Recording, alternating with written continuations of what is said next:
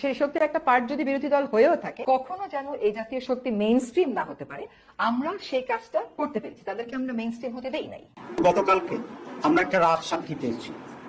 সেই রাজ সাক্ষীর নাম হচ্ছে সাবেক উপদেষ্টা অ্যাডভোকেট রিজওয়ানা। তিনি একটা সাংবাদিকের সাথে কথা বলে এটা প্রকাশ করেছেন, তাদের নারীদের উপযুক্ত অধিকারকে নিশ্চিত করতে পারে নাই।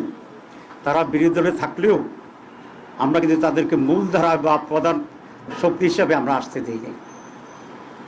তাহলে বোঝা যায় আমরা যে ইলেকশন ইঞ্জিনিয়ারের যে কথা আসছিল বা আসছে, সেটাকেই উনি নিজেই স্বীকার করে রাজসাক্ষী হয়েছে যে তারা তাদের যোগসাজশে কি ইঞ্জিনিয়ারিংয়ের মাধ্যমে বাংলাদেশ জামাত ইসলামীকে মূলধারা বা প্রধান দল হিসাবে মেজরিটি পেতে তারা বাধাগ্রস্ত করেছে এবং সেটা হতে দেয় নাই।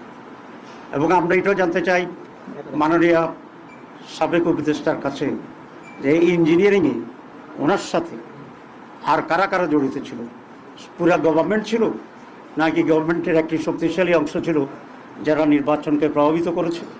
জাতির কাছে এটা স্পষ্ট করতে হবে। এবং আমি এই সরকারের কাছে দাবি জানাবো রিজওয়ানা আহমেদকে, তারা রিজওয়ানা হাসানকে তারা কিভাবে জিজ্ঞাসাবাদের আওতায় আনবেন এবং আওতায় এনে তার কাছ থেকে পরিষ্কার যে সিচুয়েশন তিনি তৈরি করেছিলেন সে সম্পর্কে ওনারা জানবেন, আমাদেরকে জানাবেন, দেশবাসীর কাছেও এটা পরিষ্কার করবেন।